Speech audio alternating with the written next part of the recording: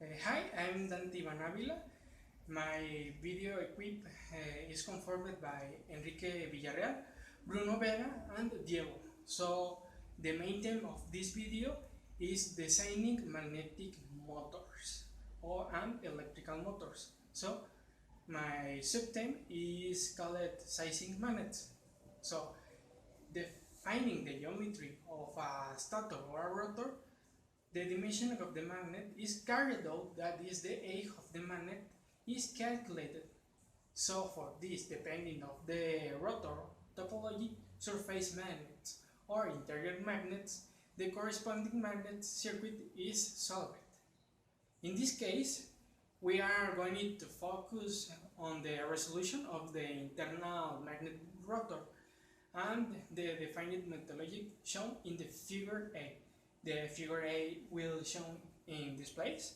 So we're gonna reinforce my previously explanation. So we're gonna continue.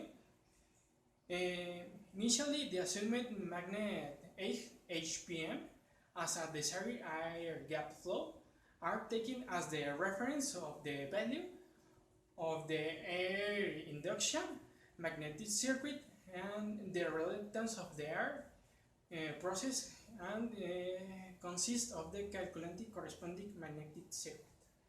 The iron taking into account the saturation of the layer, establishing as an objective that the magnet must be able to create a precisely defined magnetic flux where magnetic moving force created by the magnet.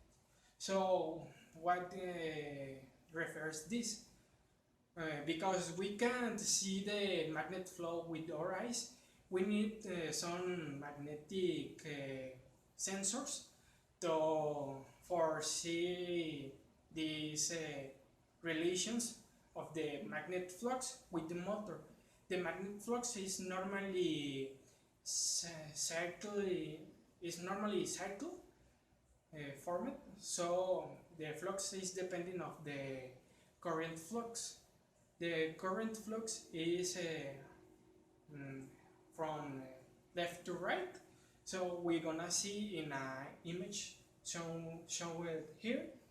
The flux is gonna make a circle with a arrow that shows the flux of the current. The flux of the current is three-dimensional because the motor is three-dimensional too, as the magnets it has.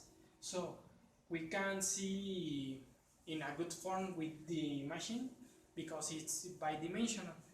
So I only use this for an example. So my second subtheme is poles of a magnetic motor or electrical motor. So we're gonna start it. A pole is an iron bar or a bar of a magnetic element covered with copper. The copper is making of a fine filament. So in the iron bar or magnetic bar is covered with all the filament of copper, making a circle around her. So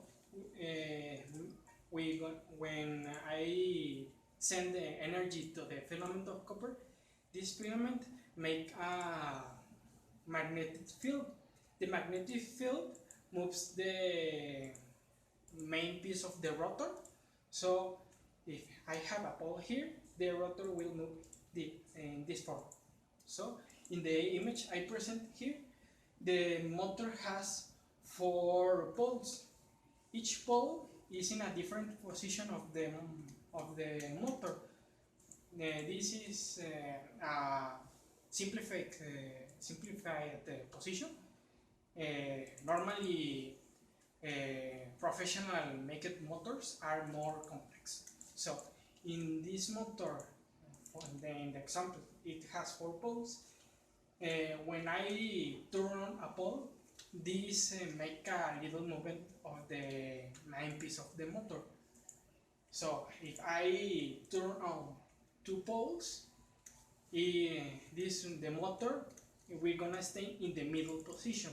So when I have more poles, I have more positions to make move the main piece of the motor. So because I have 4 poles in this example, I have 8 positions to move the main piece of the motor. So I turn on one pole and moves in. I turn the next pole, moves in the middle of the pole 1 and pole 2. So when I have this pole turn off, turn on, and the second pole turn on, the main piece of the motor we're gonna stay in the middle of this. When I turn off the first pole, the motor rotate to the second pole, and it will repeat with all of the process of the 4 poles. It's equally to all cases in a big scale for industrial motors. So this simple example makes a good reference to comprehend how the motors depends if it's electrical or magnetically moves in the real world. So I finish my first part here. I'm gonna introduce my partner Enrique, and he will gonna expose his subject. Nodal elements. Each of the nodal elements in which the machine is discretized contains information about the node itself and the relation associated with it. The elements corresponding to the defined nodes are stored in a matrix form in the matrix corresponding to the entity. For example, stator element matrix, rotor element matrix, air gap element matrix. The element's information about the node is as follows. Node number ID. The differences are numbered. In addition, since the elements are stored in a matrix structure,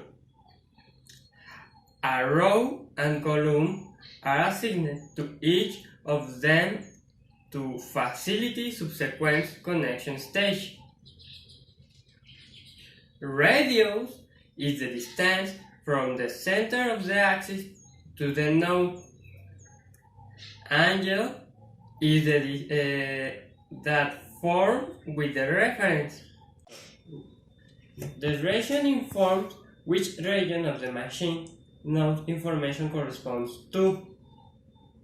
The row indicates in which row of the matrix that houses the different element is located. The column indicates in which column of the matrix that houses the different element is located. The relation associated with each node will be the one delimited by the average distance to adjacent nodes, and that makes the node in question being the center. Figure 8. The region will be divided into 4 sections, denoted as the cardinal points: north, south, west, east, which we will refer to as sub-elements. Figure B. This structure allows the connection of the different elements to be generated in an agile way. Calculation stage. Obtain the geometry and winding of the machine. In the calculation stage, the benefits are obtained at the selection of the operating point. This calculation is based on the resolution of the machine's magnetic circuit, taking into account the control that is usually applied in this type of application. Maximum torque per ampere, MTPA.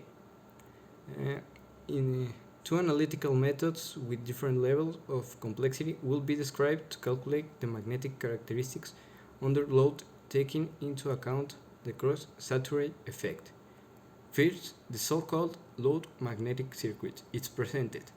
This method is based on the resolution of a magnetic circuit that takes into account saturation of the magnetic plate and the stator currents. This model will be applied for synchronous surface magnetic machines. In order to define a much more detailed model, the methodology based on the magnetic permanence network called Magnetic Circuit Model (MCM) is developed.